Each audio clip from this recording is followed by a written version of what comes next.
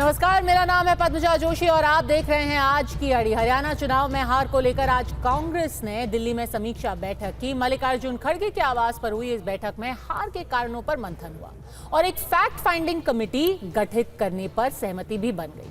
बैठक में राहुल गांधी, कांग्रेस अध्यक्ष मल्लिकार्जुन खड़गे, केसी वेणुगोपाल, पर्यवेक्षक अजय माकन और अशोक गहलोत मौजूद थे। लेकिन खास बात यह कि हार की इस समीक्षा बैठक में ना तो भूपिंदर सिंह हुड्डा थे, ना ही कुमारी शैलजा थी, ना ही रणदीप सिंह सुरजेवाला थे। खबर के मुताबिक कुमारी शैलजा और सुरजेवाला को बैठक में बुलाया ही नहीं गया, जबकि सिक्योरिटी लिस्ट में हुड्डा और उदय भान, जो कि प्रदेश अध्यक्ष है कांग्रेस के, उनका नाम दर्ज था। यानी कि हुड्डा और उदय भान को बुलाया गया, लेकिन फिर भी वो नहीं पहुंचे। इसकी वजह क्या थी?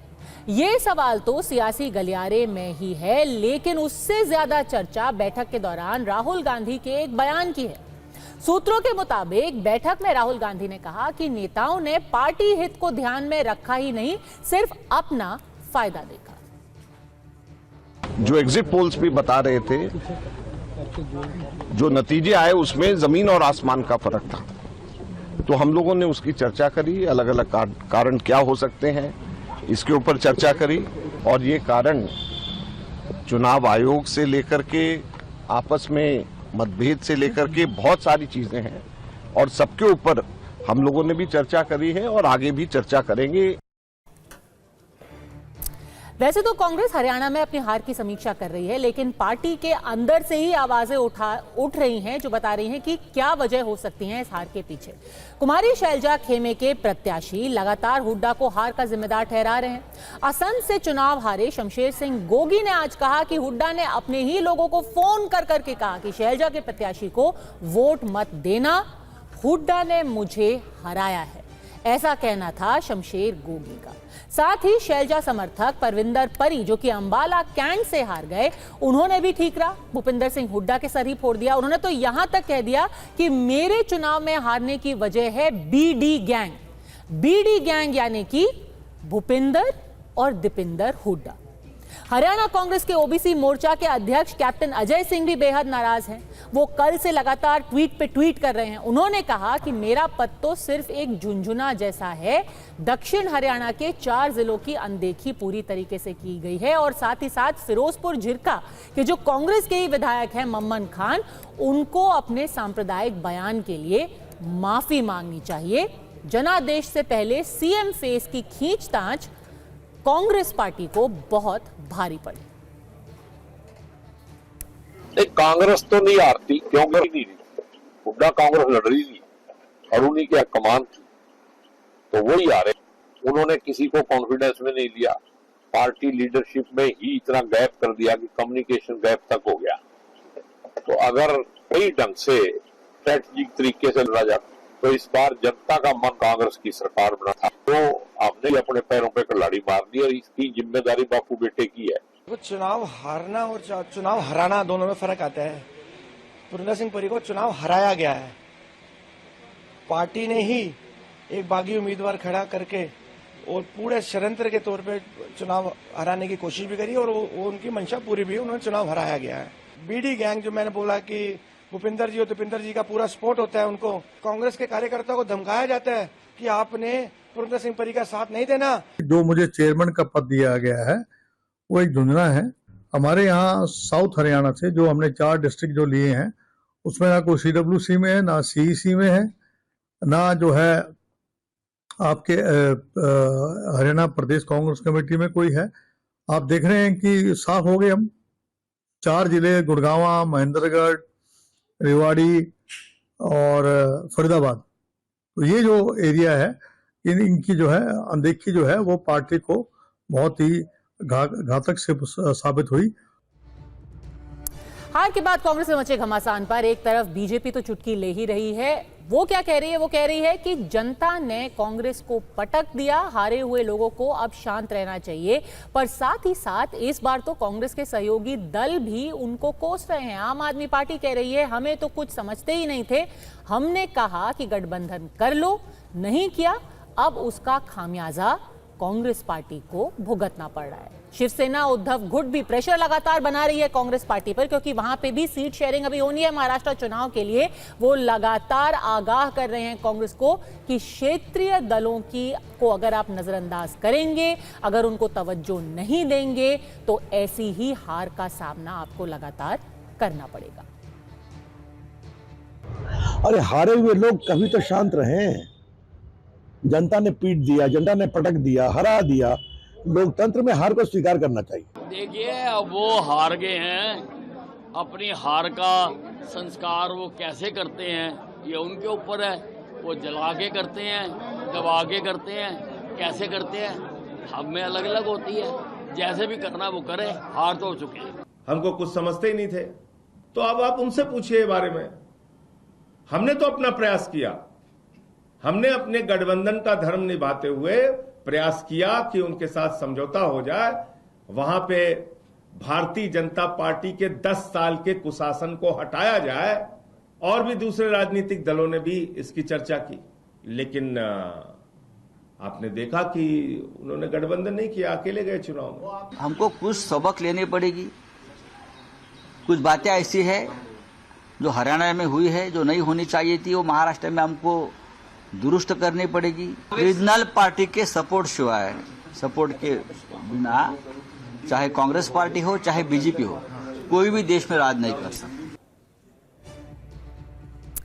तो फिर आज अड़ी में सवाल बेहद सीधे, क्या कांग्रेस अंतर्कलह के चलते ही हरियाणा में हारी? क्या हरियाणा में गठबंधन ना करना कांग्रेस की बड़ी भूल है? महाराष्ट्र और झारखंड में सहयोगी से कैसे अब तालमेल बिठाया जाएगा? हमारे साथ चर्चा में जुड़ गए हैं गुरु प्रकाश पासवान, प्रवक्ता है भारतीय जनता पार्टी के, घनेंद्र भारद्वाज, प्रवक्ता आम आदमी पार्टी के, राजनीतिक विश्लेषक वरुण पुरोहित, अवधेश कुमार, वरिष्ठ पत्रकार। पर सबसे पहला सवाल है सुरेंद्र राजपूत जी से, कांग्रेस के प्रवक्ता हैं। आज जो मीटिंग हुई थी उसमें सूत्रों के मुताबिक खुद राहुल जी ने बोला है कि कुछ नेताओं ने अपना इंटरेस्ट पार्टी के इंटरेस्ट के ऊपर रखा। तो क्या इसी अंतर्कलह का सबसे बड़ा आपको खामियाजा हरियाणा में चुकाना पड़ा? अब तो खुद राहुल जी मान रहे हैं। दो तीन चीजें हैं पद्मजा, आपके सूत्र क्या बताते हैं मुझे नहीं मालूम। मेरे पास अभी उस मीटिंग की कोई आधिकारिक जानकारी नहीं है, लेकिन हाँ, निश्चित तौर पर दो चीजें तो बड़ी स्पष्ट हुई हैं। पहली बात, हम एक बड़ी जीत की ओर उम्मीद किए हुए थे, बड़ी जीत की ओर बढ़ रहे थे।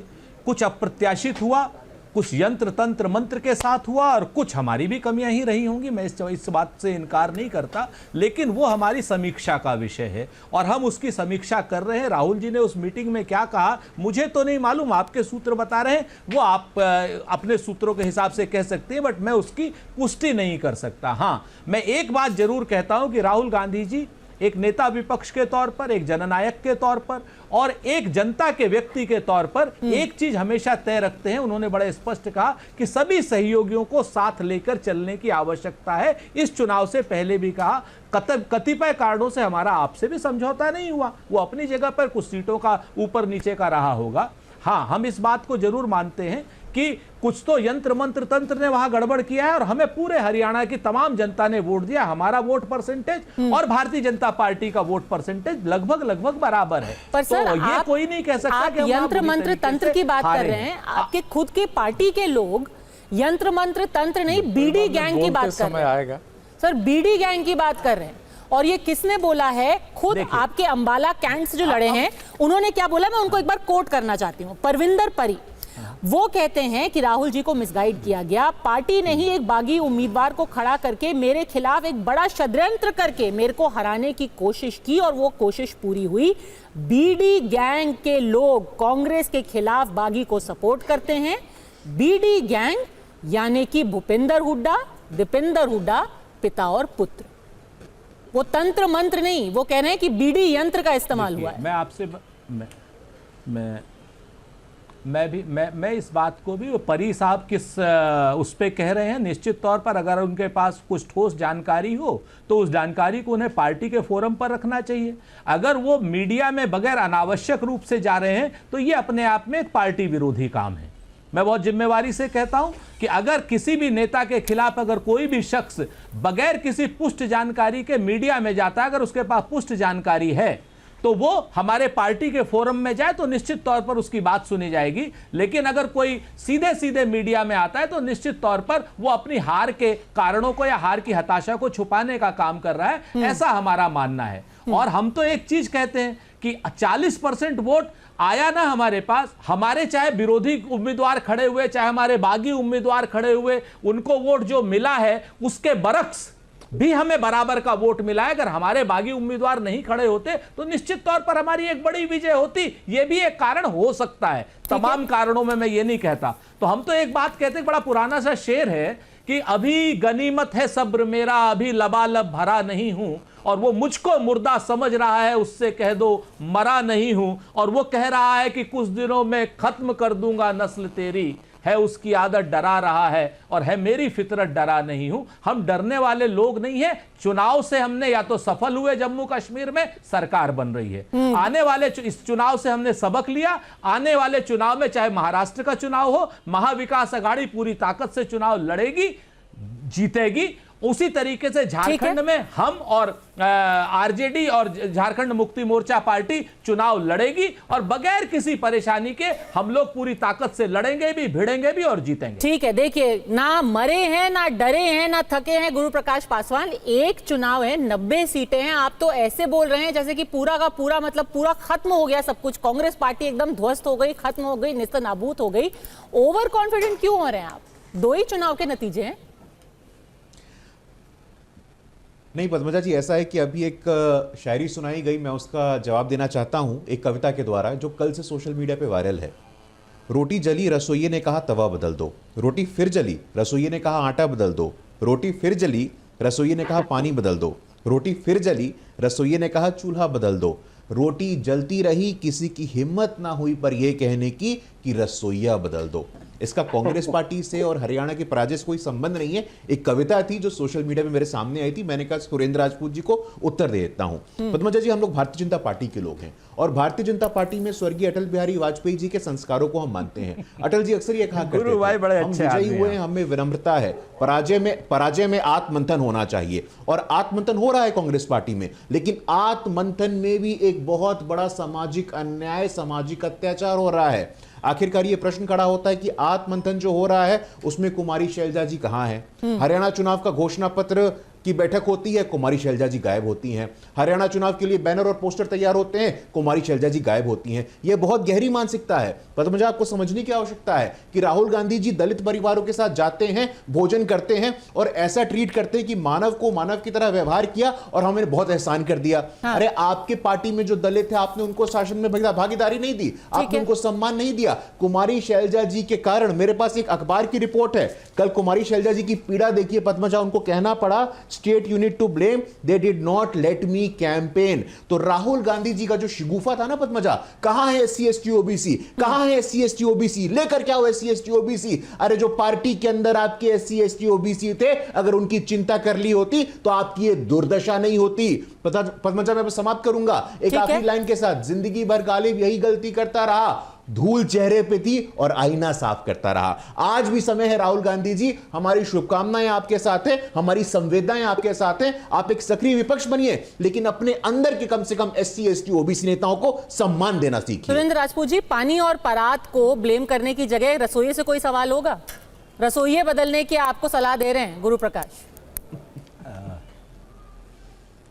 देखिए गुरु भाई भारतीय जनता पार्टी के उन चंद प्रवक्ताओं में से हैं जो कम से कम पढ़ते लिखते हैं, और अगर गुरु प्रकाश जी को भारतीय जनता पार्टी बिहार का चेहरा बनाए तो ज़्यादा बेहतर है। लेकिन ये यहीं पर दरी बिछाते रहेंगे, हमारे यहाँ से कोई गया होगा या और कहीं से कोई गया, नीतीश कुमार जी को ये लोग चीफ मिनिस्टर बनाते रहेंगे। ये इन लोगों की विडंबना है। और गुरु भाई अपने हमारे ऊपर आरोप लगाने के साथ साथ अपनी पार्टी की सारी चीज़ें भूल जाते हैं। ये भूल जाते 40-45 साल की भारतीय जनता पार्टी में और उससे पहले की जनसंघ में एक दलित भी इन्होंने अध्यक्ष बनवाया क्या? एक दलित इन्होंने अध्यक्ष बनवाया था, बंगारू लक्ष्मण नाम था, 1 लाख रुपए घूस दिलाई, जेल भिजवा दिए। एक महिला अध्यक्ष इन्होंने बनवाया हो, आप बता दीजिए। आप पद्मजा जी, आप तो विख्यात एंकर हैं। एक इन्होंने अध्यक्ष का चुनाव कराया हो तो आप बता दीजिए। सच बात यह है कि भारतीय जनता पार्टी के लोग नकली ओबीसी को प्रधानमंत्री बनाना मंजूर करते हैं और असली दलित गुरु प्रकाश भाई को बिल्कुल किनारे रखना पसंद करते हैं। पर ये अगर अपने हम आप में आज इनकी की बात विडंबना करें है, सुरेंद्र तो ये लोग राजपूत कम जी, से कम हमें राय न दें। ठीक है, हम एक बात। 2024 की बात कर ले अगर, तो मैं आपको फिर से सुनाना चाहती हूँ। अभी भी कोशिश हो रही है, कल दो रिएक्शन सामने आए, एक तरफ थे भूपिंदर सिंह हुड्डा, दूसरी तरफ थे कुमारी शैलजा। भूपिंदर सिंह हुड्डा तो अभी भी कह रहे हैं कि अगर किसी ने हरवाया है तो वो खुद कुमारी शैलजा हैं। वो कुमारी शैलजा जिनके लोग कह रहे हैं कि बीडी गैंग इस तरीके से सक्रिय था कि फोन कर करके हमें हराया था। एक बार आप सुन लीजिए कि दोनों ने क्या बोला, फिर मैं आपसे रिएक्शन लूंगी। कोई भी प्रजातांत्रिक पार्टी होगी, लोकतांत्रिक पार्टी होगी, मतभेद स्वाभाविक हो सकते हैं, लेकिन मनभेद किसी का नहीं था। साहब, कुमारी शैलजा ने आज सवाल उठाया है कि प्रॉपर कोऑर्डिनेशन नहीं था, तालमेल नहीं रखा गया था प्रॉपर। कुमारी शैलजा ने कहा है कोऑर्डिनेशन रखना किसका काम है? सबका काम है कोऑर्डिनेशन। कौन सा कोऑर्डिनेशन का मतलब? कहाँ हमारी कमियां रही हैं, क्या कमियां रही हैं, इसके बारे में देखना होगा। कौन जिम्मेवार रहे, पार्टी को किस तरह से स्टेट में सींचा नहीं गया, तालमेल नहीं रखा गया, जो कौन लोग हैं जो जिम्मेवार थे सबको साथ लेकर चलने के और पार्टी को एक दिखाने के और सबको बैलेंस आउट करने के, वो भी बातें हैं।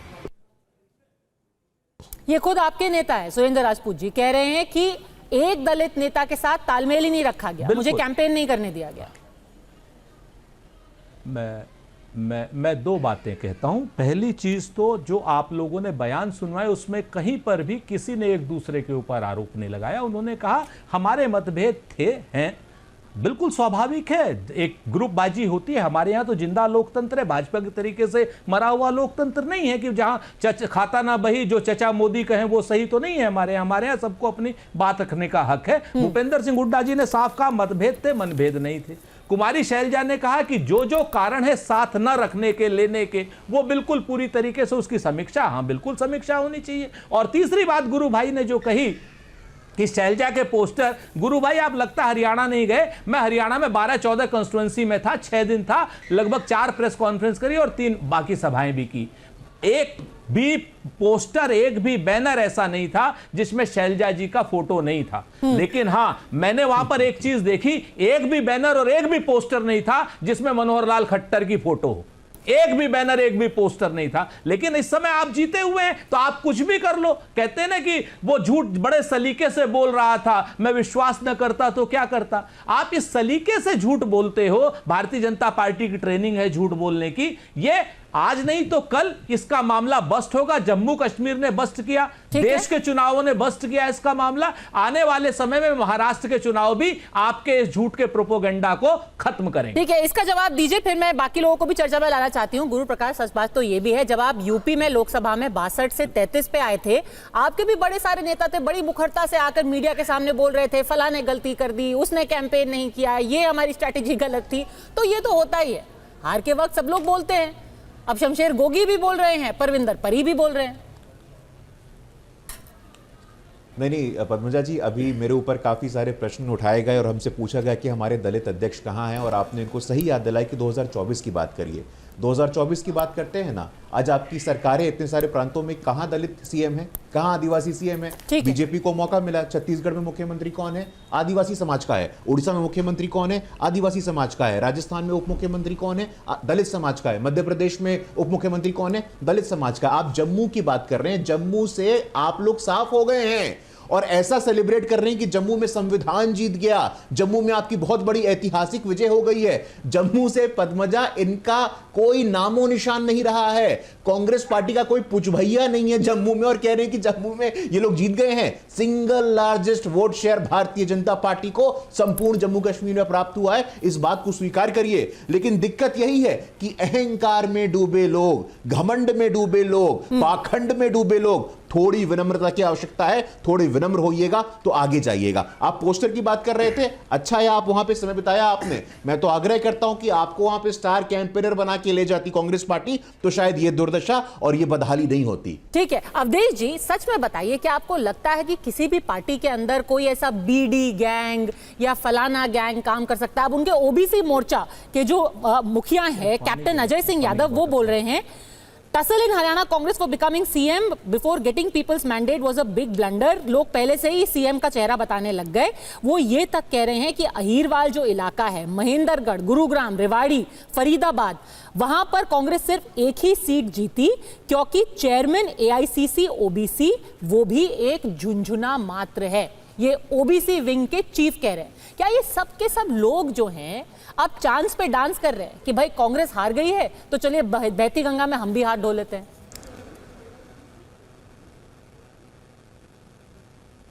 हम लोगों ने हाई स्कूल में कहानी पढ़ी थी शिकार। उसके लेखक ने लिखा कि मौत के अनेक बहाने होते हैं और जीवन के अनेक सहारे होते हैं। तो जब हार होती है तो इसी प्रकार से बातें होती है। हार के पहले, जब परिणाम आने के पहले एक कांग्रेस के नेता ने अगर कहा हो कि हमारा चुनाव बुरा हुआ है, हार रहे हैं, तो उस स्टेटमेंट को कोई दिखा दे। मेरे को जरूर बताया चुनाव के पहले 5-7-8 दिन पहले मेरे को कांग्रेस के लोगों ने 20-22 वीडियो भेजे थे और टेलीविजन पर मैंने बोला था कि ये सारी सूचनाएं मुझे कांग्रेस के लोगों ने दी है कि जमीनी हालात अंदर से बदले हैं और उसके कारण दिख रहे थे। लेकिन यह बात सच है, देखिए हरियाणा में पार्टी के अंदर विद्रोही उम्मीदवार होना कोई नई बात नहीं है। आयाराम और गयाराम वहीं से निकले हैं। आयाराम जी कांग्रेस में थे, थोड़ी देर के बाद जो है दूसरी पार्टी में गए और फिर शाम को फिर आ गए कांग्रेस में। तब हुआ कि भाई आयाराम पहले गयाराम हुआ, गयाराम से आयाराम हो गया है। तो वहीं के रहे भारतीय जनता पार्टी के भी विद्रोही थे, हराने में लगे थे, खड़े थे, कांग्रेस के भी थे, इसमें कहीं कोई डाउट नहीं है, चारों तरफ थे। ये सब रहते हुए ही लोकसभा चुनाव में 5-5 सीटों नहीं, पर सच में कोई ऐसा गैंग हो सकता है कि जैसे अब हारे हुए विधायक बोल रहे हैं कि हमारी ही पार्टी के अंदर एक गैंग सक्रिय था? नहीं, ये केवल इस बात का द्योतक है कि एक पार्टी के अंदर अपने ही नेताओं को लेके कैसे दुश्मनी, घृणा का भाव है, ये इसका द्योतक है। कोई गैंग नहीं होता है, लेकिन पार्टियों में जरूर ऐसा चलता रहता कि ये इस पर ज्यादा कम ध्यान दो, ये करेंगे, और ये था वहां, लेकिन इतना ज्यादा भी नहीं था जिसकी बात अभी हो रही है। भूपेंद्र सिंह हुड्डा को मालूम था कि अगर विधायक एक भी कम होंगे और मेरा मुख्यमंत्री पद का दावा होगा तो कमजोर होगा, इसलिए अपने पैर पर कोई कुल्हाड़ी मारने के लिए नहीं जाएगा। कुछ जगह ऐसी स्थिति थी, वहां सभी नेताओं ने अपने अपने हाथ से टिकट बांटा। अगर शैलजा जी कह रही है तो शैलजा जी के लोगों को भी 8-9 टिकट मिला है। जो दूसरे 3-4 नेता थे, उन्होंने जिसको कहा 15 को कहा था 8 को 7 को करके ऐसे एडजस्ट करने की कोशिश हुई। ये नहीं हुआ कि बाकी किसको टिकट देना चाहिए। देखिए समस्या वहां नहीं है। अगर ये कारण ये है कि वहां के लोगों ने हराया तो क्या कांग्रेस का नेतृत्व, खासकर अभी जो राहुल गांधी जी के रणनीतिकार है, वो तो हार का कारण तंत्र को बता रहे हैं, वो हार का कारण चुनाव आयोग को बता रहे हैं, चुनाव आयोग तक जाकर के आप शिकायत कर रहे हैं, तो कारण तो एक ही हो सकता है ना। जमीनी हालत यह थी कि स्वयं कांग्रेस की अपनी भूमिका से भारतीय जनता पार्टी के जो नाराज, रूठे समर्थक मतदाता थे, उनको आके खड़ा होना पड़ा कि हमारे पास कोई चारा नहीं है इसके अलावा। क्यों? क्योंकि जब राहुल गांधी विदेश में जाकर के और जब भारत के विरुद्ध कोई बात करते हैं और जब वहां जाकर के सिखों की पगड़ी की बात करते हैं और हरियाणा में जाके कहते हैं कि अयोध्या के विचार को हमने हरा दिया है, नहीं 1 मिनट खत्म कर रहा हूं, अयोध्या के विचार को हराया ही नहीं है, वहां नचनिया गवनिया को बजा दिया। तो जो अयोध्या के समर्थक लोग हैं ना, उनके जले पर नमक छिड़कने के समान होता है बार बार करना। तो उनका एक रिएक्शन भी था कि भैया अच्छा या बुरा, अगर हम हिंदुत्व के लोग हैं, राष्ट्र की चिंता है, तो बीजेपी के अंदर लड़ लेंगे। ठीक है, पर अगर अंतर कलह की बात हो रही है तो सवाल ये पूछा जा रहा है वरुण पुरोहित कि कांग्रेस हाईकमांड, कांग्रेस का शीर्ष नेतृत्व क्या कर रहा था? आज हार के बाद समीक्षा की बात हो रही है। अगर आपका ओबीसी चेयरमैन भी कह रहा है कि मैं भी खुश नहीं हूं, आपके शैलजा के समर्थक कह रहे हैं कि हमें हराया गया है, कोई गैंग की बात कर रहा है, तो ये तो कमी नेतृत्व में है। पद्मजा जी, भारतीय राजनीति के खतरनाक मोड़ पर आ चुकी राजनीतिक व्यवस्था। भारतीय जनता पार्टी आजाद भारत की सबसे फेल सरकार, तो पार्टी विद डिफरेंस खत्म हो गई अटल जी, अडवाणी जी की, और कांग्रेस पार्टी नेहरू जी, इंदिरा जी, राजीव जी के विजन से दूर हो गई। सुरेंद्र भाई बैठे हैं, पुराने यूथ कांग्रेस के आदमी हमारे साथ। आज हालत देखो कांग्रेस पार्टी। आप जो गैंग की बात कर रहे हो, हरियाणा में कोई गैंग नहीं। हुड्डा साहब तो बहुत मजबूत है, उससे जिंदा है कांग्रेस पार्टी।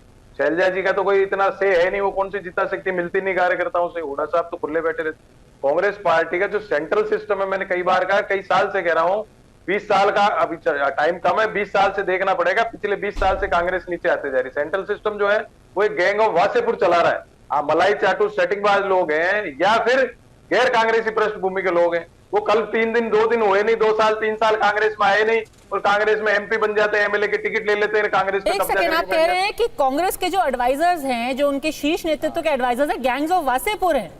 आप बीडी से वासेपुर पहुंच गए। पद्मजा जी, बीडी तो स्थानीय लोग जबरदस्ती की बात कर रहे हैं। भूपेंद्र सिंह हुड्डा जितना मजबूत तो आदमी नहीं, पिछली बार भी कांग्रेस को जिंदा रखा, इस बार भी जिंदा रखा। मैं जो इसलिए कह रहा हूं, जो गैर कांग्रेस पृष्ठभूमि के लोग हैं, कोई वामपंथी है, कोई पता नहीं कहां से 3 दिन पहले आया है, उसको आप टिका करके कांग्रेस को कंट्रोल कर रहे हैं। सुरेंद्र भाई या कोई और जाएंगे ना पुराने आनंद शर्मा के टाइम के यूथ कांग्रेस को, उसको पूछेंगे भैया कैसे आए, तो वो तो कांग्रेस का स्वरूप ऐसा होता जा रहा है। कांग्रेस को जिन्होंने कब्जा किया है, मैं उसकी बात कर रहा हूँ। अब G23 बनाई थी सुरेंद्र जी, क्या हो रहा है कि आपके समर्थक, आपके यूथ कांग्रेस के मित्र, एक बार घनेंद्र जी से भी पूछ लेते हैं, वो तो आपके सहयोगी दल भी हैं। कल 7:55 पे राघव चड्ढा ने क्या ट्वीट किया? राघव चड्ढा ने बोला, एक बार दिखा भी देते हैं अपने दर्शकों को। पहले तो संजय सिंह जी ने बोला कि बातचीत चल रही थी, पूरा फाइनल ही हो चुका था, और उस बीच आपके नेताओं ने आम आदमी पार्टी का फोन उठाना बंद कर दिया। फिर 7:55 पर राघव चड्ढा लिखते हैं, हमारी आरजू की फिक्र करते तो कुछ और ही बात होती, हमारी हसरत का ख्याल करते तो एक अलग शाम होती। आज वो भी पछता रहा होगा मेरा साथ छोड़कर, अगर साथ साथ चलते तो कुछ और बात होती। शेरो शायरी का ही दौर चल पड़ा है। सुरेंद्र राजपूत जी, वरुण पुरोहित भी नाराज हैं, राघव चड्ढा भी शायरी कर रहे हैं। नहीं पद्मजा, हारने के बाद सबको अपने अपनी बात कहने का हक है, और हमारे पास अपनी जानकारियां हैं आप पार्टी की तरफ से कि हम तो सीट देने के लिए तैयार थे, और ये क्या नाम फैसला भी राहुल गांधी जी ने ही किया था, लेकिन शायद सीट की संख्याओं को लेकर के नहीं बात बन पाई। वो कहते हैं ना कि अगर राघव चड्ढा ने एक शेर लिखा है तो मैं उसका जवाब राघव को दे देता हूँ।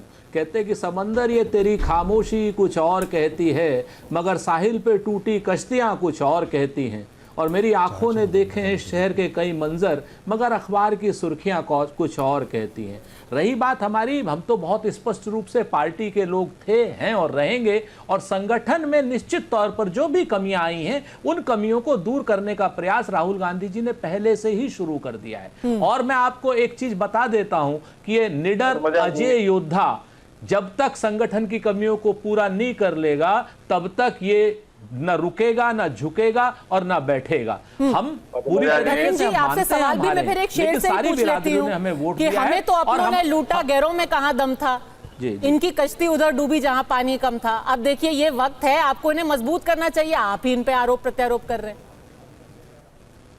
अपने ही लूट रहे हैं कांग्रेस को। देखिए पद्मजा जी, राजनीति के अंदर अति आत्मविश्वास और अहंकार दोनों ही नुकसानदायक है।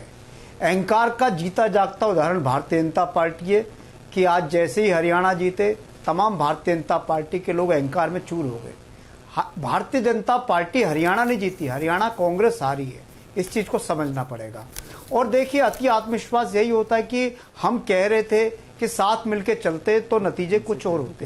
आम आदमी पार्टी राष्ट्रीय राजनीतिक पार्टी है, दिल्ली में हमारी सरकार है, हम पहली ऐसी पॉलिटिकल पार्टी हैं जिनके 5 राज्यों में विधायक है भारतीय जनता पार्टी कांग्रेस के बाद, 2 राज्यों में हमारी सरकार है। हरियाणा में हमारा आधार था, हम चाहते थे कि हरियाणा में मिलकर चुनाव लड़े क्योंकि हम इंडिया गठबंधन के एक मजबूत साथी हैं। हमने अपनी इच्छा भी प्रकट करी और कांग्रेस के भी हाईकमांड ने इस बात को तय करा कि आम आदमी पार्टी के साथ मिलकर हरियाणा में चुनाव लड़ना चाहिए। सारी चीजें ठीक चल रही थी, लेकिन अचानक मैं कह रहा हूं ना, अहंकार और अति आत्मविश्वास ये दोनों नुकसानदायक होता है। सुरेंद्र जी, बार बार यही शब्द आता है। टीएमसी ने क्या बोला था पश्चिम बंगाल में, जमींदार जैसा रवैया, देखिए जमींदार जैसा बिहेव कर रहे हैं, ये कह रहे हैं आत्मविश्वास अहंकार।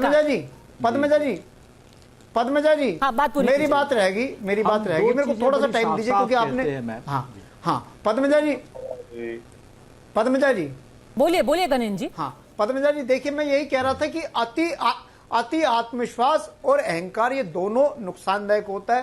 कांग्रेस की लीडरशिप को लगा कि भी ये तो 70-80 सीटें जीत रहे हैं, इनकी तो सुनामी चल रही है, इन्हें तो किसी की जरूरत नहीं। और राजनीति में मैंने ये बार बार कहता हूं कि राजनीति में 1+1 11 होता है, 1+1 2 नहीं होता। ठीक है, अब कहीं ना कहीं कांग्रेस को आत्मचिंतन करने की जरूरत है, क्योंकि इसके बाद महाराष्ट्र और झारखंड भी है। महाराष्ट्र और झारखंड कांग्रेस किस तरीके से लड़ना चाहेगी कांग्रेस को डिसाइड करना है। लेकिन चलिए, हरी कोई सलाह दे रहा है कांग्रेस को, आज वरुण पुरोहित भी कुछ जोड़ना चाहते हैं, फिर मैं कुछ आंकड़े दिखाऊंगी। वरुण पुरोहित जी बोलिए। निश्चित तौर पर मैंने तो ट्वीट भी किया था, हर कोई, मैंने कह रहा हूं ना, कोई भी बाहर से आकर के कोई पत्रकार बन रहा है, कोई एडवाइजर बन रहा है, कांग्रेस को ऐसा करना चाहिए, ऐसा करना चाहिए, इसीलिए तो सेंट्रल सिस्टम की बात की मैंने। अब मैं कह रहा हूं, ये मैं लोकसभा चुनाव से कह रहा हूं, अलायंस करने की कांग्रेस को जरूरत नहीं है, पूरा देश कांग्रेस को चाहता है। आम आदमी पार्टी क्या करती है, हरियाणा में अगर टिकट सही दे देती कांग्रेस पार्टी, दिल्ली से बैठे बैठे, जो मैंने कहा ना, तो बैठेंगे यार कांग्रेस विचारधारा के लोग, वो टिकटें दे देते हैं, इसलिए कांग्रेस हार रही है। कांग्रेस पूरे देश में आ सकती है वापस, अलायंस करने की जरूरत नहीं है किसी से। आज बंगाल में खत्म हो गई, सब जगह खत्म हो रही है, इसीलिए किस बात का अलायंस? थर्ड फ्रंट ही तो सारा वोट कांग्रेस का खा रहा है, जरूरत क्या है कांग्रेस पार्टी? चलिए सुरेंद्र जी, इतने सारे आपके वेल विशर्स हैं, इस पैनल में सलाह ही सलाह की भरमार आपके लिए हो रही है। मैं उसमें एक आंकड़ा भी जोड़ देती हूं, क्योंकि अभी बात हुई हरियाणा और आम आदमी पार्टी की। कम से कम ऐसी 5 सीटें हैं जहां पर जो मार्जिन था जिससे कांग्रेस हारी भारतीय जनता पार्टी से या आईएनएलडी से, उससे ज्यादा या उतने ही वोट आम आदमी पार्टी ने काट लिए। उनको 2% से कम वोट शेयर मिला है। पर आप ये सीटें देखिए, डबवाली की सीट थी, आईएनएलडी ने जीत ली, कांग्रेस वहां पे हारी, हार का अंतर था 600, और आम आदमी पार्टी ले गई 6000 वोट। असंध में भी वही हुआ, इसीलिए शमशेर गोगी इतने नाराज चल रहे हैं। भाजपा वो सीट जीती, हार का अंतर था 2000 वोटों से थोड़ा सा ज्यादा, 4000 वोट खींच लिए आम आदमी पार्टी ने। उचाना कलान में बीजेपी जीती सिर्फ 32 के मार्जिन से, 2500 वोट पड़े आम आदमी पार्टी को। दादरी का भी वही हाल है, रानिया का भी वही हाल है, बेहद छोटे छोटे मार्जिन, 1000 वोट के, 4000 वोट के, और 4-4000, 1,500 वोट आम आदमी पार्टी लेकर के जा रही थी। अगर इनके साथ आप रहते तो शायद ये सीटें आपके खाते में होती। सलाह आपको दे रहे हैं वरुण पुरोहित भी और आम आदमी पार्टी भी, अहंकार कम होना चाहिए। ये देखिए, पहली बात तो हम अहंकार नहीं, विनम्रता से बात कहते हैं कि अगर चुनाव में कुछ कई बार आपकी रणनीतिक गलतियां भी होती हैं, नंबर 1। और नंबर 2, एक निदा फाजली ने एक जगह पे लिखा था पद्मजा कि 2 और 2 का जोड़ हमेशा 4 कहाँ होता है, और सोच समझ वालों को थोड़ी नादानी दे मौला। सच बात यह है कि आम आदमी पार्टी लड़े, कांग्रेस लड़े या कोई अन्य पार्टी लड़े, जरूरी नहीं होता है कि जो वोट आम आदमी पार्टी को मिले वही सारे हमको मिल जाते। हो सकता है उनको, आम आदमी पार्टी को, भाजपा के वोट मिले हों। देखिए, ये सारी चीजें विश्लेषण की हैं, हम इसमें ना तो हाँ कहते ना कहते। ये बात अपने आप में सच है कि जो भी हमारी रणनीति होनी चाहिए, वो रणनीति में शायद कोई थोड़ी बहुत 1-2 कमियां रह गई, जिसकी वजह से हमें आज इतना इस हार का सामना करना पड़ा। और हम इन कमियों को मद्देनजर रखते हुए आगे आने वाले चुनावों के लिए, चाहे महाराष्ट्र का चुनाव हो, चाहे झारखंड का चुनाव हो, उस सारी चीजों को हम ध्यान भी रखेंगे, मजबूत भी करेंगे, और सारे कील कांटे भी दुरुस्त करेंगे। हम ऐसा विश्वास अपने साथियों को भी दिलाते हैं, और ऐसा विश्वास हम जनता को भी दिलाते हैं। वरुण जी ज्यादा भड़के हुए हैं। हाँ वरुण, बताइए। वरुण पुरोहित, ये सुरेंद्र भाई तो बोलेंगे, इनके देखो कंपल्सन है, मेरा कंपल्सन नहीं है, मेरा बैकग्राउंड भी कंपल्सन का नहीं रहा है।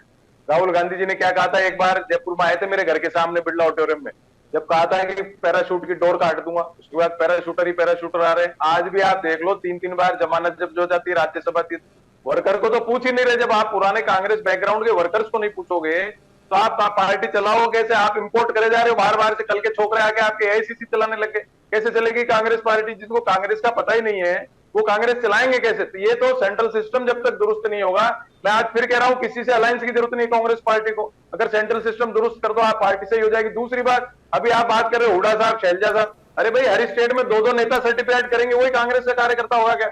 ये चीज राजस्थान में इसीलिए आ रहा है, या तो अशोक गहलोत जी सर्टिफिकेट देंगे या सचिन पायलट देंगे। अरे भाई कल सचिन पायलट 20 कितने टाइम हुए कांग्रेस में, राजेश पायलट की बात में मानता हूं, वो नेता थे, दुनिया से मिलते थे, कार्यकर्ताओं से मिलते थे। आप मिलते नहीं हो, अहंकार की बात नहीं है। कांग्रेस पार्टी का समीक्षा होगी, एक पूरी कमेटी बना दी है। अरे वही कर रहे हैं जो टिकट दे रहे हैं, वही समीक्षा कर रहे हैं, वही कार्यकर्ता बन रहे हैं, वही एआईसीसी ले रहे हैं, वही मिनिस्टर बन जाएंगे, वही राज्यसभा ले रहे हैं। आप 20 साल से परिवर्तन नहीं कर रहे हो। G23 बना, जब भी मैंने वही कहा, वही गुलाम नबी आजाद कार्यकर्ता बन जाते हैं, वही कैबिनेट में आ जाते हैं, वही एआईसीसी में आ जाते हैं। कार्यकर्ता को तो आप दे नहीं रहे हो। सुरेंद्र जी, आपके पुराने साथी यूथ कांग्रेस के। जी, मैं तो आपको सही बात कह रहा हूं, नहीं बोलेंगे तो कांग्रेस सुधरेगी नहीं। देखिए, मैं वरुण भाई की भी भावनाओं को अपना पूरा सम्मान देता हूं, लेकिन वरुण भाई अगर आप देखेंगे जब से राहुल गांधी जी और मल्लिकार्जुन खड़गे साहब ने टेक ओवर किया, आप देखिए राजनीति में कहां हमने कार्यकर्ताओं को महत्व नहीं दिया। आप हमें बताइए, सिद्धरमैया साहब चीफ मिनिस्टर हैं, क्या नाम उधर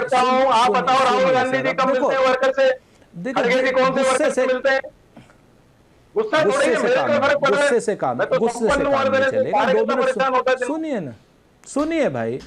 नहीं, Padmaja allow me to answer. हाँ बोलिए। मैं दो बातें कहता हूं। जो आदमी ये कहता है कि राहुल गांधी जी वर्कर से नहीं मिलते हैं तो वो हाईली मिसप्लेस्ड हैं। राहुल गांधी जी हर वर्कर तो छोड़ दीजिए, राहुल गांधी जी तो लोगों की छोटी छोटी दुकानों में जाके मिल रहे हैं, मजदूरों से मिल रहे हैं, क्या नाम लोहारों से मिल रहे हैं, सुनारों से मिल रहे हैं। किससे नहीं मिल रहे हैं राहुल गांधी जी? राहुल गांधी तो समाज के आखिरी व्यक्ति तक से राहुल गांधी जी के दरवाजे पूरी तरीके से खुले हुए हैं। मल्लिकार्जुन खड़गे साहब के दरवाजे पूरी तरीके से खुले हुए हैं। एआईसीसी में कोई ताला नहीं लगता, हर आदमी का वहां पर स्वागत है। और दूसरा, हमारे वर्कर ही चीफ मिनिस्टर बनते हैं। इसका सुखविंदर सिंह सुक्खू से बढ़िया उदाहरण कौन हो सकता है? सिद्धरमैया से बढ़िया उदाहरण कौन हो सकता है? कोई आदमी बताएगा हमें? अशोक गहलोत साहब से बढ़िया उदाहरण कौन हो सकता है? या जब हम यहां पर थे मध्य प्रदेश में, कमलनाथ जी से बढ़िया, या हम इससे आप भूपेश बघेल जी तो हमारे वर्कर ही थे, पहले जिला अध्यक्ष रहे, फिर प्रदेश अध्यक्ष रहे। तो ऐसा नहीं है, हमको हाईली मिसप्लेस किया गया है। और हमारे जितने भी हमारे वर्कर हैं वो सब सम्मान पाते हैं। और 2-4 जगह पर अगर कहीं कोई दिक्कत होती है तो उसकी भी समीक्षा होगी। देखिए, राजनीति में लोकतंत्र एक 100% सही चीज नहीं, वो नहीं, परफेक्शन नहीं है। सुरेंद्र भाई जी का कंपल्शन है, इन्होंने प्रूव कर दिया। मैं यहाँ पर आपकी बात को डिस्प्रूव करने के लिए नहीं बैठा हूँ और ना ही प्रूव करने के लिए बैठा हूँ। मैं पार्टी का पक्ष रखने के लिए बैठा हूँ। मैं तो मेरी बात कर रहा हूँ। आपने मेरा कहा कि भाई मैं आपको मिसप्लेस हूँ, मैं कोई मिसप्लेस नहीं हूँ। आप बताइए, कमलनाथ जी या दिग्विजय सिंह जी या उनके बेटों के अलावा कोई नहीं वर्कर वहां क्यों दोगे आप बाप बेटों को साथ किसी को टिकट?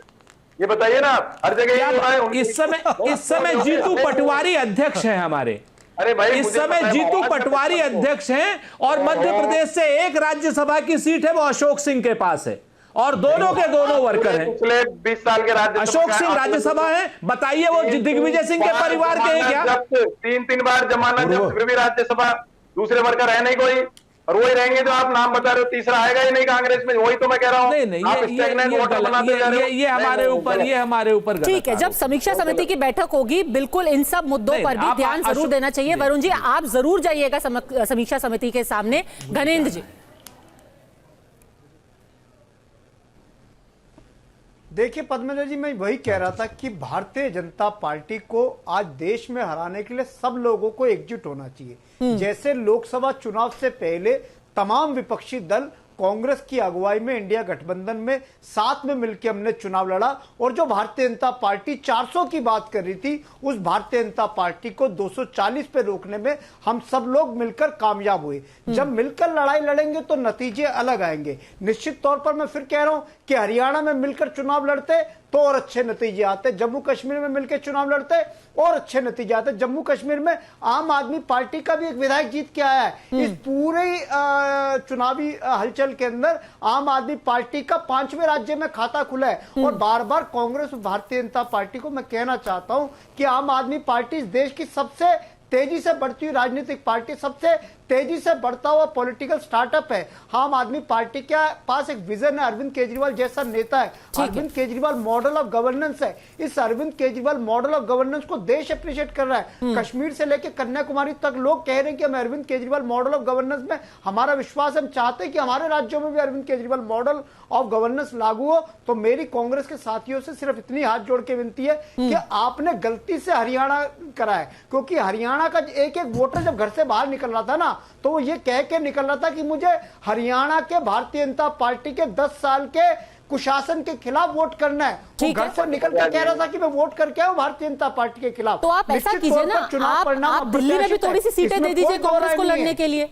अगले साल ही चुनाव होने वाले हैं, आप उनको तो पूरा यहाँ पर कह रहे हैं कि आप हरियाणा में सीटें दीजिए, एमपी में सीटें दीजिए, गुजरात में सीटें दीजिए। खुद आप दिल्ली में उनको एक सीट देने को तैयार नहीं है। ताली दोनों ही हाथ से बजेगी ना सर। देखिए, दिल्ली में हमने सुन लीजिए दिल्ली के अंदर आम आदमी पार्टी ने कांग्रेस की 2015 में विधानसभा में कोई सीट नहीं थी, 0 सीट थी। 2020 में भी कांग्रेस की 0 सीट थी। 0 सीट वाली पार्टी को तो हरियाणा में भी आपकी 0 ही सीट थी ना। कांग्रेस ने भी यही तर्क दिया कि आपकी हरियाणा में 0 सीट थी, हम आपको क्यों सीट दे हरियाणा में। पद्मजा जी, कितने कांग्रेसी उनके पार्टी में। ये तो सही है, आप कांग्रेस पे अभी हावी हो रहे हैं क्योंकि वो हार गए, पर दिल्ली में आप उनको आधी सीट देने को तैयार नहीं। सबके बीच में टोका टाकी नहीं। देखिए हमने लोकसभा चुनाव में कांग्रेस को दिल्ली में से 7 में से 3 सीटें दी। पंजाब में हमने आमने सामने लड़े। दिल्ली के अंदर आम आदमी पार्टी पूरी तरीके से मजबूत है। दिल्ली के अंदर अरविंद केजरीवाल जी की लीडरशिप में हम 70 की 70 सीटों पर चुनाव लड़ने जा रहे हैं और इस बार दिल्ली के अंदर भारतीय जनता पार्टी 0 हो जाएगी, क्योंकि दिल्ली के साथ जिस तरीके से भारतीय जनता पार्टी का बर्ताव है, जिस तरीके से दिल्ली के लेफ्टिनेंट गवर्नर का बर्ताव है कि आम आदमी पार्टी, ठीक है, वरुण पुरोहित जवाब दे रहे हैं, फिर गुरु प्रकाश दुश्मन हो गए। इस बार दिल्ली के लोग भारतीय जनता पार्टी को 0 कर देंगे दिल्ली के अंदर। पद्मजा जी, मैंने हमेशा कहा सब पार्टियां कांग्रेस के आदमी लेके सरकार बना रहे, इंक्लूडिंग मोदी जी। तो कांग्रेस तो पूरे दिल में, पूरे राष्ट्र में भरी हुई है। कांग्रेस का संगठन अगर सही नहीं करेंगे, अलायंस करते जाएंगे, सिमटते जाएंगे, क्योंकि दिल्ली में जो लोग बैठे हैं इनको अपनी खुद की मलाई चाटनी है। आप संगठन को क्यों नहीं आगे बढ़ा रहे, मेरे अभी तक समझ में नहीं आ रहा। हरियाणा में आप देखो, ब्लॉक अध्यक्ष, जिला अध्यक्ष कहाँ है, नहीं है, पता ही नहीं कितने साल से कांग्रेस के संगठन का। और जो विधायक आता है, कोई सांसद आता है, आम आदमी पार्टी, टीएमसी जैसी पार्टियां कह रहे हैं कि भविष्य का मॉडल यही है, गठबंधन का मॉडल। इनके कहने, इनका वोट खिसकता है। अगर कांग्रेस आ जाएगी तो ये कहां बचेंगे। मैं वही तो शुरू से कह रहा हूँ, थर्ड फ्रंट का वोट ही तो कांग्रेस का वोट है और कांग्रेस उनके साथ अलायंस करके सुसाइड करे जाएगी। आपने यही गलती अखिलेश यादव के साथ की। कमलनाथ उनको अखिलेश वखिलेश बोल रहे थे, फिर आपने वही गलती हरियाणा में की। हमें अभी दिखाया डेटा से कि कैसे 5-6 सीटें आप इसी वजह से हार गए। 5 से नहीं, टिकटों से आ रहे। मैंने तो आपको टीवी पे कहा था कि कांग्रेस नहीं आ रही है, मोदी जी की नीति आ रही है। आज भी कह रहा हूँ, इंडिया अलायंस नहीं जीता। मैं 6 महीने से कह रहा हूँ चुनाव से पहले से कि विपक्ष को 4 जून को दुख होएगा कि हम अच्छी ढंग से लड़ते चुनाव। ये ढंग से लड़ते हैं तो पूरे देश में मोदी जी की सीटें नहीं आती। और आज भी मोदी जी की जो वोट है, मोदी जी के पक्ष का है, मोदी जी के विपक्ष का है। अलायंस ये जबरदस्ती अपने थर्ड फ्रंट ने कांग्रेस को पकड़ लिया और क्षेत्रीय दल पकड़ करके अपना अस्तित्व बचाए हुए हैं। कांग्रेस उनके झांसे में आ रही है। कांग्रेस को पैन इंडिया खुद को लड़ना चाहिए। ठीक है गुरु प्रकाश, आप तो अभी काफी आप उत्साहित है क्योंकि कुछ लोग कांग्रेस के अंदर ही लड़ रहे हैं, कुछ उनके जो सहयोगी दल है उनसे लड़ रहे हैं। पर सोचिए अगर आपकी वजह से ये सब फिर से एक साथ हो गए तो आप ही की नाक में दम करेंगे। नहीं पद्मजा जी, मैं काफ़ी देर से सुन रहा था और ये समीक्षा का जो विषय है, इनका आंतरिक विषय, इस पे मेरा टिप्पणी करना ठीक नहीं है। लेकिन बार बार ये कहा जा रहा है कि वहाँ पे कांग्रेस जीती नहीं है, कांग्रेस हारी है, बीजेपी जीती नहीं है, बीजेपी हारी है। मतलब इस प्रकार की फिजूल आर्ग्यूमेंट मेरे समझ से परे है। अगर बीजेपी वहाँ लड़ती नहीं तो कांग्रेस 86 सीटें जीत जाती। ये मतलब कुछ भी आप इंटरप्रिटेशन देंगे, ऐसे नहीं होता है। और जहां तक ऐसा प्रस्तुत किया जा रहा है पद्मजा कि आम आदमी पार्टी और कांग्रेस साथ में लड़ती तो कौन सा बड़ा भूचाल आ जाता। लोकसभा चुनाव में दिल्ली में 7 सीटों पे आम आदमी पार्टी और कांग्रेस का गठबंधन था। क्या शुरू हुआ? 7 सीटों पे आपकी ऐसी स्थिति हो गई जो बोलने लायक नहीं है। 7 सीटों पे आपको पराजय का सामना करना पड़ा। Point number 1। पॉइंट नंबर 2, जहां तक भारतीय जनता पार्टी का प्रश्न है पद्मजा, हम लोगों ने पहले भी कहा है, पहली बार हरियाणा के पॉलिटिकल हिस्ट्री में, हरियाणा के इतिहास में पहली बार कोई सरकार 2 टर्म पूरा करने के बाद तीसरे टर्म में आई है। इसलिए हम हरियाणा में जो जनादेश मिला है यह ऐतिहासिक है, यह रिकॉर्ड है। हमने अपने वोट प्रतिशत को बढ़ाया है। जो वोट प्रतिशत हमारा पद्मजा हरियाणा के विधानसभा चुनाव में 2019 में था 36% का, वो 40% तक हो गया है। वोट प्रतिशत के हिसाब से, सीट के हिसाब से, प्रधानमंत्री की लोकप्रियता के हिसाब से लगातार ये कहा जा रहा था पद्मजा। 2024 के बाद लिटमस टेस्ट है, का फायदा आपने नहीं उठाया, आपकी खुद की नीतियों की वजह से आप जीते हैं। हरियाणा की जनता ऐसा कह रही है। कांग्रेस पार्टी अपने दिल बहलाने के लिए कुछ भी कहे, विश्लेषक कुछ भी कहे, लेकिन हरियाणा में मोदी जी का नेतृत्व, हमारी सरकार की नीति और हमारे कार्यकर्ताओं की मेहनत, इसके परिणाम की वजह से ही हरियाणा में ऐतिहासिक रूप से हिस्टोरिकली 10 साल सरकार पूरा करने के बाद पुनः 5 साल सेवा करने का मौका हरियाणा की देव तुल्य जनता ने हमें मिला है। इसके लिए हम आभारी हैं, इसके लिए हम सौभाग्यशाली हैं। धनेंद्र भारद्वाज, ये प्रो बीजेपी वोट है, एंटी कांग्रेस नहीं है। देखिए गुरु प्रकाश जी को मैं याद दिलाना चाहता हूं कि पिछले 10 साल में जब से हरियाणा में भारतीय जनता पार्टी की सरकार थी, हरियाणा का हर वर्ग दुखी था। हरियाणा का किसान परेशान था, हरियाणा के किसान को भारतीय जनता पार्टी के नेताओं ने आतंकवादी तक कहा, खालिस्तानी तक कहा, किसानों का अपमान करा, किसानों पे लाठियां चलाई, किसानों के लिए बॉर्डर बंद कर दिए। सब हरियाणा के लोगों ने देखा। हरियाणा का नौजवान नौकरी मांग रहा था, उसके पास नौकरी नहीं थी, नौजवान परेशान था। हरियाणा की महिला पहलवान दिल्ली में प्रधानमंत्री निवास से 10 मिनट की दूरी पे कुछ फायदा नहीं रही। किसानों ने भी वोट किया भाजपा को, महिलाओं ने भी वोट किया भाजपा को, जाटों ने भी वोट किया भाजपा को। मैं कह रहा हूं कि हरियाणा का हर वर्ग दुखी था। हरियाणा की महिला दुखी, हरियाणा का पहलवान दुखी, हरियाणा का नौजवान दुखी, व्यापारी दुखी, किसान दुखी। फिर वोट कैसे आया? वोट सिर्फ इसलिए आया, मैं बार बार कह रहा हूं कि कहीं ना कहीं अहंकार और आत्मविश्वास कांग्रेस का, कहीं ना कहीं कांग्रेस की हार हुई है भारतीय जनता पार्टी। कौन आदमी इतना दुखी होगा कि दुखी होते हुए भी कह रहा है मैं दुखी हूं, मेरा चूल्हा नहीं जल रहा, मेरी बेटियां पिट रही हैं, पर मेरे को इस पार्टी से नफरत है क्योंकि ये अहंकारी है, इसलिए मैं भाजपा को वोट दे दूंगा। ये तो लॉजिक समझ नहीं आया। नहीं, देखिए मैं फिर वही कह रहा हूं, हम पहले दिन से कह रहे हैं कि अगर हरियाणा के अंदर भी इंडिया गठबंधन के तमाम साथी अगर मिलकर चुनाव लड़ते तो आज ये नतीजे ना होते। नतीजे आपके सामने दूसरे होते। आपने खुद अपनी स्क्रीन पे शो करा कि किस तरीके से आम आदमी पार्टी को इग्नोरेंस करने से वहां पे कांग्रेस को नुकसान हुआ। सर, जो हो सकता था अब तो हम उसका सिर्फ गेस वर्क कर सकते हैं, पर जो हो गया है और जो आगे होने वाला है अवधेश जी, सबसे जरूरी वो है, क्योंकि आज बड़ी खबर ये है कि आज विधायक दल की बैठक हुई नेशनल कॉन्फ्रेंस की, और विधायक दल की बैठक के बाद ओमर अब्दुल्ला ने क्या बोला वो बहुत गौर करने वाली चीज है। एक बार जल्दी से ओमर अब्दुल्ला को सुन लेते हैं। फिलहाल कांग्रेस से बातचीत चल रही है ताकि उनका सपोर्ट जो है वो मिले, लेकिन फिलहाल 4 इंडिपेंडेंट एमएलए जो जीत के आए हैं उन्होंने नेशनल कॉन्फ्रेंस को अपना सपोर्ट जो है वो दे दिया है। तो अब नेशनल कॉन्फ्रेंस का जो स्ट्रेंथ है वो 42 प्लस 4 इंडिपेंडेंट्स, सो 46 कि हम कांग्रेस के साथ बात कर रहे हैं ताकि उनकी चिट्ठी आ जाए। कांग्रेस की चिट्ठी आ जाती है तो फौरन जाएंगे। आज का दिन हमने दिया कांग्रेस को, वो अपना कार्रवाई कर लें। तो देखिए, उन्होंने सीधे सीधे बोला नहीं, पर ऐसा लग रहा है कि दबे सुर में उन्होंने बोल ही दिया कांग्रेस को, हमारे पास इंडिपेंडेंट्स के साथ 46 लोग हैं, आपके बिना भी सरकार बना सकते हैं हम। पद्मजा जी, मैं वही तो कह रहा हूँ, कांग्रेस पार्टी का ये हाल इनसे अलायंस कर करके ही तो हो रहा है ना। ये गाइड कर रहे हैं कांग्रेस पार्टी को। जरूरत है, कांग्रेस पार्टी में तो नेताओं की भरमार पड़ी है, उसके बाद ही सुनना नहीं चाह रहे। अभी गुरुजी ने मेरे पे वरुण जी, समझ गई मैं आपका दुख, आपकी पीड़ा समझ गई। कांग्रेस पार्टी भी आपको देख रही होगी, उम्मीद है कि समीक्षा बैठक में वो उस पर गौर करेगी। अवधेश जी, क्या लगता है, ओमर अब्दुल्ला भी अब अलग ही सरकार बनाने को तैयार है निर्दलियों के साथ? नहीं, उमर अब्दुल्ला जी के अभी के बयान को और कल जो उन्होंने आपके टीवी पर बाकी दोनों को मिला के देखिए, उन्होंने ये कहा है कि हम सेंटर के साथ मिलके काम करेंगे। 370 हमको भी मालूम है कि जो लोग लाए हैं वो हटाएंगे नहीं, हम जनता को धोखा देने के लिए यहाँ नहीं बैठे हुए हैं। हम जो है सरकार के पास जाएंगे, एलजी से अच्छे संबंध बनाएंगे। और चुनाव के बीच भी उमर अब्दुल्ला ने 2 बयान दिया था कि राहुल गांधी आके यहाँ काम क्यों नहीं कर रहे हैं, राहुल गांधी जम्मू में क्यों नहीं जा रहे हैं, कि बाहर जा रहे हैं। तो उन्होंने संकेत संदेश दिया था। और कांग्रेस पार्टी की जो हालत वहां हुई है जम्मू कश्मीर में और हरियाणा में हुई है, उसका असर है। मुझे लगता है कि यह एक संकेत है कि आने वाले समय में फारूक उमर अब्दुल्ला चाहेंगे कि भारतीय जनता पार्टी के साथ मिलकर सरकार चले, न चले तो भारतीय जनता पार्टी उसको समर्थन देता रहे। जम्मू कश्मीर में हमको कांग्रेस की कोई आवश्यकता नहीं है। ये सारे लोग आपके बी टीम बन जाएंगे धीरे धीरे, सारे संगठन, सारे सहयोगी?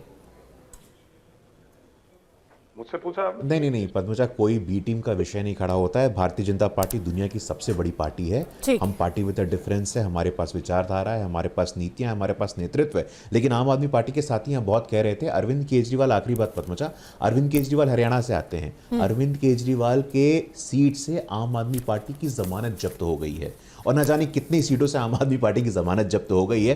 तो मुझे लगता है कि आम आदमी पार्टी को पहले अपना सेल्फ असेसमेंट करना चाहिए। किसी प्रकार के इल्यूजन में या किसी प्रकार के भ्रम में रहने की आपको आवश्यकता नहीं। ठीक है, हर किसी को अपना असेसमेंट करना चाहिए। चुनाव आते जाते रहेंगे, जल्द ही उपचुनाव होने वाले हैं उत्तर प्रदेश में, फिर झारखंड, महाराष्ट्र में चुनाव होने वाले हैं। अभी कांग्रेस कह रही है हम हार की वजह की समीक्षा कर रहे हैं, यहां से क्या लेसन्स लेंगी हर पॉलिटिकल पार्टी?